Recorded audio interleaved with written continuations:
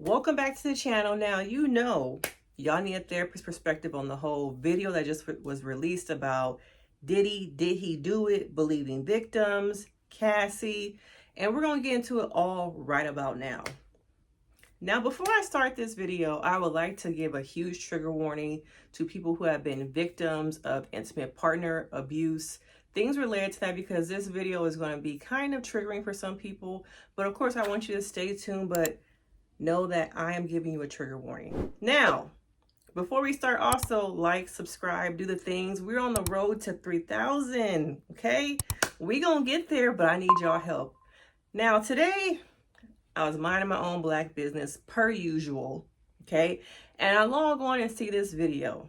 Okay, me as a therapist, I've heard a lot of stories. I've worked with a lot of people reliving the trauma, things that they have gone through, and I watched that video a couple times. Okay. And I actually did a video on TikTok about it, and so many people in my comments were saying, release more tapes. Because it is true. There are probably more tapes out there. But the one thing I want people to realize is that when these kind of videos resurface, yes, resurface, what about the victims? Okay, we want to know more. We want to see more of what he's done. People want him to go to jail, things like that. But you have to recognize that Cassie is a victim of IPV, and I'll put that definition down here, because she has to relive everything that she went through when these videos come out. While she's trying to heal, while she's trying to move on, she has to be drugged right back into it. And if, Diddy does end up going to jail, which I'm still wondering, how is he not in prison? And as much as people are saying Diddy doesn't have any more power, it's over, we have seen that it's not. His power is still very strong, because even though a victim may not press charges, prosecution, lawyers, the state, and the states that these things happen, they have the right to press charges without the victim. We saw that in the Megan Thee Stallion case. She did not press charges. The state did. The county did. Prosecution decided based off what they saw. They decided to move forward with charges against old boy. Okay, so I'm wondering, why has Diddy not had a mugshot, no handcuffs? And to me, it shows that he still does have a lot of power. And we want to think that he's going down here, his career is over. It's not. Okay, because if it was, he would already be in jail. But once again, it shows you how money and power really do thrive and control the narrative. Now, unfortunately, the video is everywhere. Okay, I'm not going to post it on here because, once again, I am thinking about people who have gone through this. And we have to think about not only Cassie, but how this can be a trigger for people who are also currently going through this situation, who have gone through in the past, who have had emotional abuse, who have had physical abuse, and who have had intimate abuse. This can be triggering for all those people. But no one is really, I think, thinking about those people. Are thinking about primarily Cassie and wishing her healing, wishing her peace. But the audience, and these kind of videos perpetuate trauma. They bring up a lot of negative emotions mentally and bodies, because your body still remembers all the pain, all the hurt, all that stuff you went through. Your body still remembers it. So I want us to think more about not only Cassie, but a lot of these other people. And also, Diddy ain't alone, okay? Now, we have not talked about Stevie J. Stevie J, his ace one, day one, right there by his side still, okay? And allegedly all the things that he went through with Eve, the things that he did to Eve, okay? Now, she was at the height of her career. She made a whole song about a perpetrator. And back then, maybe people in the industry, the inner circle, but as an audience, I don't remember knowing that that song was about Stevie J and the things that he did to her.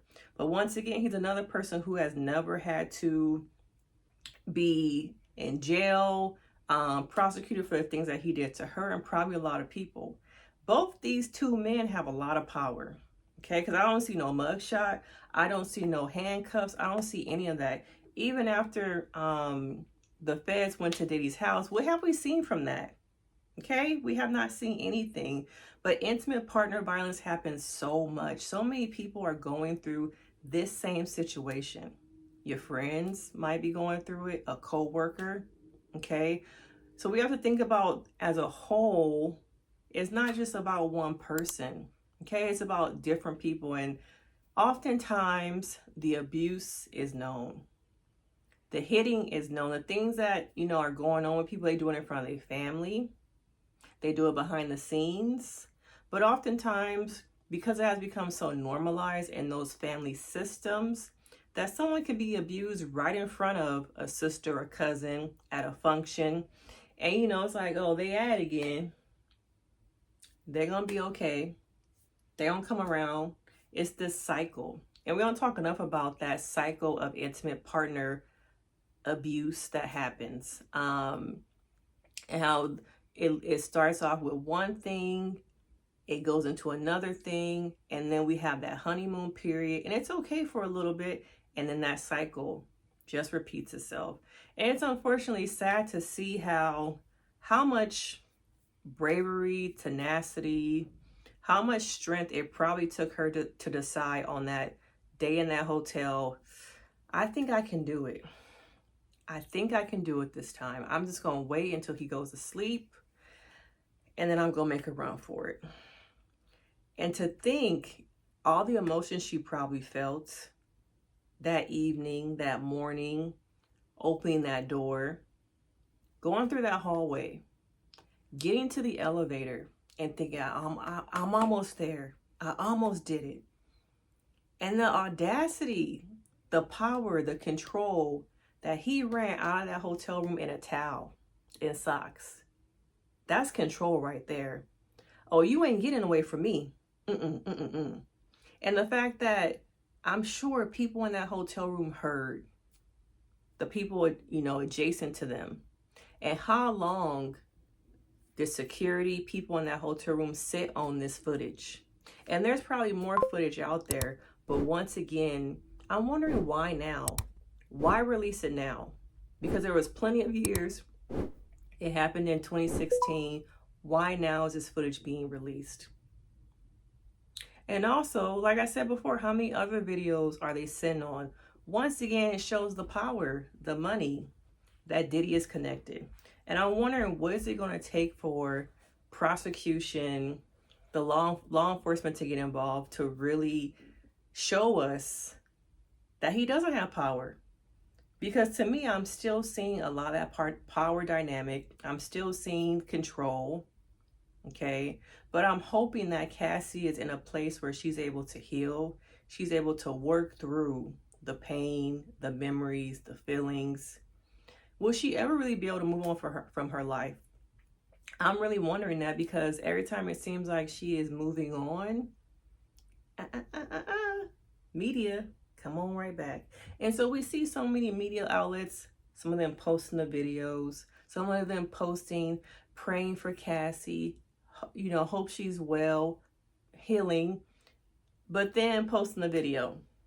Okay? Make it make sense. It does not make sense to me. You can't believe Black women, healing Black women, all for, women in general, believe women in general, but you post the video and then hours later post praying for Cassie? It just shows you how capitalism, okay? People want to do stuff for clicks, what's trending, what feels best. Now, is it in your heart to say praying for Cassie? Or is it more just, it's the right thing to do? Where are our priorities? But, of course, like I said, I don't think this is going to be the end. I think we won't really see the end of this case until Diddy goes to jail, prison. And I'm not quite sure if that's really going to happen, because over and over again, these videos come out, victims come out, lawsuits come out, but yet we see him on a vacation with his kids. We see them still having parties. He's still living his life while his victims are trying to heal. And he's not the only one. There's other people. There's Stevie J, who's done some things allegedly. But I think we don't think about how often IPV happens in relationships, and how I feel like at times those are the forgotten people, because people think that they're okay, or maybe they turn a blind eye. But we often forget that there are a lot of people out there outside of Cassie who are seeing these videos, who are seeing their stories perpetuated through her, and it's triggering. Even for people who have not gone through this, I've seen some people say that they saw the video and had to take a break from what they were doing at work, taking a lunch break, a 15-minute break to regroup. That is really triggering, that video. And once again, I'm not going to post it. It's everywhere if y'all want to go see it. But we have to think about more than just Cassie. Think about other people. And when will his reign of power stop? Now, these are just my quick thoughts. I want to know how you feel about the video. What do you think, how this represents victims in general, how it represents the power dynamic, how men have power now over their victims with people around them when they're able to isolate them from everybody else and getting help, and how many people really knew about what was going on but stayed silent.